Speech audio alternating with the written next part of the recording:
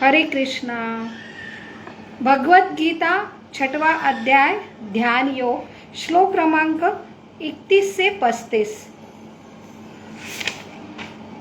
सर्वभूतस्थितं यो मां भजते एकत्वमास्थितः सर्वथा वर्तमानोऽपि स योगी मयि वर्तते आत्मोपम्येन सर्वत्र समं पश्यति सोऽर्जुन सुखं वा यदि वा दुःखं स योगी परमो मतः।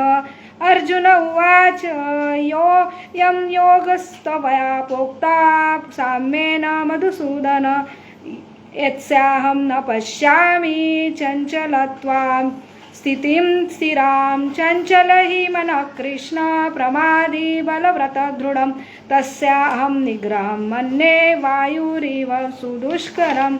श्री भगवान उवाच असंशयं महाबाहो मनो दुर्निग्रहं चलम् अभ्यासेन तु कौन्तेय वैरागेण स गुह्यते। बहुत ही महत्वपूर्ण श्लोक है भगवत गीता का, जो 6वें अध्याय में ये 5 श्लोक है। हम सब अनुभव कर रहे हैं हमारा शरीर का हार्ड जो वेयर है, जो शरीर है, लेकिन सॉफ्टवेयर सबसे जरूरी है हमारा मन।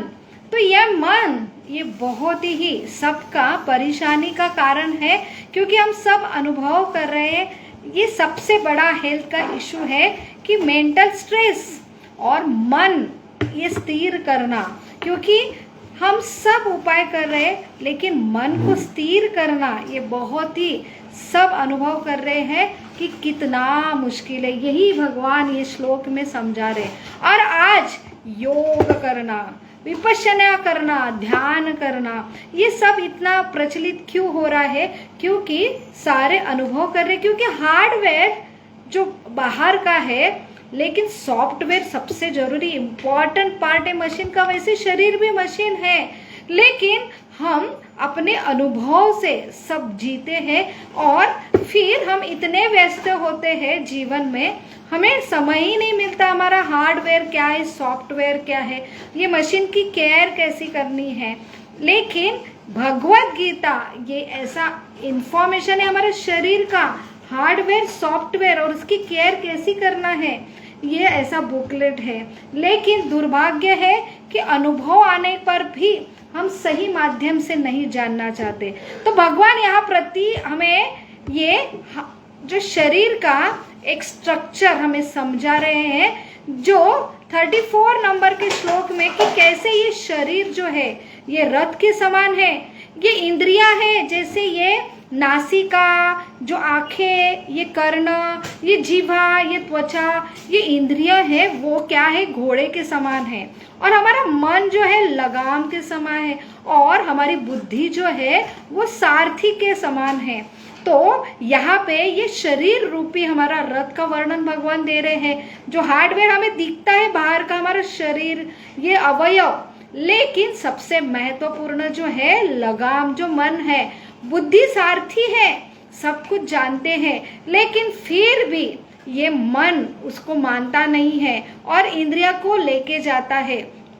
तो यहाँ पे वही भगवान समझा रहे कि हमें लगता है मेडिटेशन, ध्यान, योग, ये सब हम उसके प्रति आकर्षित हो रहे हैं, लेकिन अल्टीमेटली ये सब जो क्रिया है मन को वंश करने के लिए है।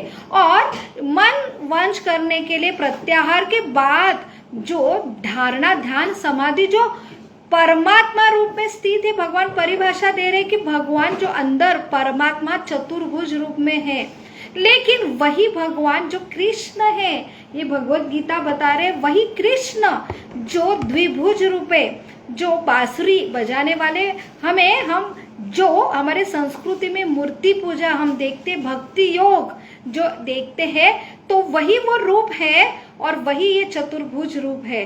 तो जो योगी है, जो हृदय में भगवान को खुद के देखता है, जो इतना मन और इंद्रिय का संयम करने के बाद ब्रह्मचर्य, कड़क नियम जो करने के बाद, आसन करने के बाद, प्राणायाम के करने के बाद, उसे सबसे आखिरी में ये दृष्टांत होता है हृदय में जो चतुर्भुज भगवान है।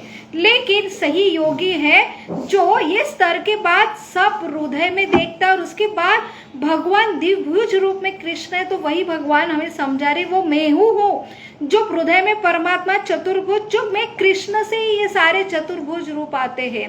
तो जो योगी परमात्मा पे ऊपर ध्यान करता है वो, और जो भक्त है जो पूजा पाठ में लगा है कृष्ण के, वो एक समान है। तो हमारा ये संस्कृति में है कि पूजा पाठ करना, भगवान कृष्ण की पूजा करना, उनके बारे में सुनना, तो वही जो है ध्यान की क्रिया। तो अल्टीमेटली दोनों भी क्रिया सेम है, और उसका जो फल है अल्टीमेटली कि ऐसे जो ध्यानस्थ योगी सुख और दुख समभाव में देखना चाहिए और सबको समभाव में देखना चाहिए। तो सबका जो सुख है मेरा सुख, सबका दुख है वो मेरा दुख। आज हम देख रहे हैं कि दूसरे का जो सुख है जेलसी होती है, हमें दुख का कारण होता है, और दूसरे का दुख हमारा सुख का कारण होता है।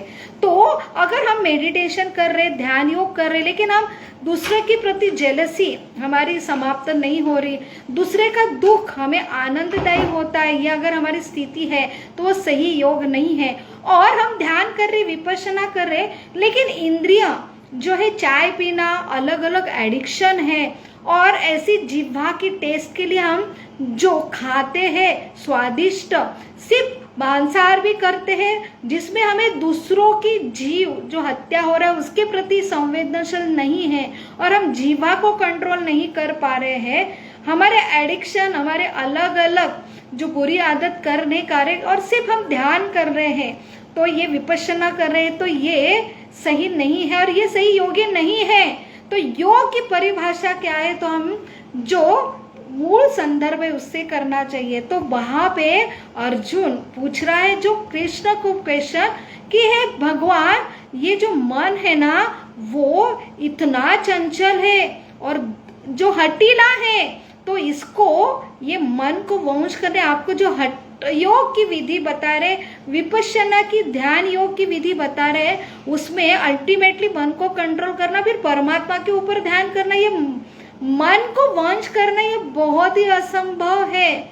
और ये वही अर्जुन है जो 5000 साल पूरे, जो उनकी आयु 1000 रहती थी, हमारी आयु 100 भी नहीं है, और वो ऐसा, वो जो द्वापर युग था वो युग का ऐसा तपस्वी, जो ऐसी तपस्वी जिन्होंने मन को, इंद्रियों को कंट्रोल किया, ऐसा ज्ञानी, संयमित, ऐसा ये भक्त है और ज्ञानी भी है और वो संयमित भी है। वो, उसकी आयु भी 1000 साल है। वो अगर प्रश्न कर रहा है कि ये मन हठीला है, इसे वंश करना, वायु तो भी मैं वंश कर सकता हूँ, तो वायु, हवा को हम वंश कर सकते हैं क्या? लेकिन वो बोल रहा वो कर सकते हैं, लेकिन मन को वंश करना ये असंभव है। तो यही हमें बता रहे भगवान, 5000 साल पहले जो ऐसे युग में लोग थे उनको ये करना असंभव था, और आज हमारे कलियुग में हमें जो शास्त्र है, वो हमें भक्ति है, वो हमें ऐसा लगता है कि ये सिर्फ श्रद्धा है, भाव है, और हमें अलग अलग नई पद्धति आती है, उसके प्रति आकर्षण होता है और हम वो फॉलो करते हैं। और ये सिंपल विधि है भक्ति की, पूजा की, पाठ की, वो नहीं कर पाते हैं, और इसे ये साधारण सिर्फ श्रद्धा का नाम देते हैं। लेकिन भगवान बोल रहे हैं कि वो युग के लोगों को ये विधि असंभव थी, तो ये सही प्रमाणित नहीं है।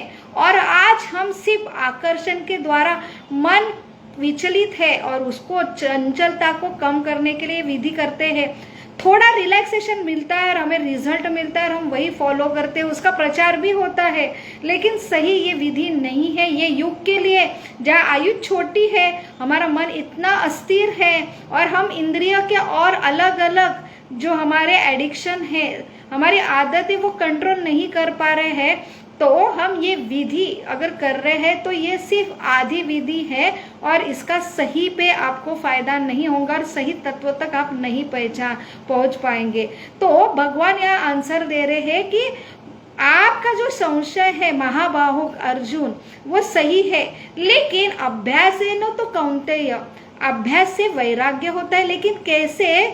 मेरे में मन मना मद भक्तो मद्याजी मां नमस्करो, मेरे में मन लगाओ, जो कृष्ण है, भगवान है द्विभुज, उनमें मन लगाओ। जो स्वयं गीता बताई है, गीता पढ़ो और मेरा ही चिंतन करो। और उससे ये इंद्रिय है तो आंखों को देखना है, मेरा रूप देखो, कानों से मेरी कहानी सुनो, जीवा से मेरा नाम लो और मेरे जीवा से प्रसाद खाओ और ये मन मेरे में लगाओ। तो अपने आप ये अभ्यास से वैराग्य होगा। अपने आप विषय वस्तु से लेके मेरे में मन लगाना बहुत आसान होता है। वही भगवान ऋषिकेश है, वो इंद्रिय के स्वामी है और इसमें मन लगाना बहुत आसान होता है। और तब हम बाह्य एडिक्शन से तुरंत मुक्त होते हैं।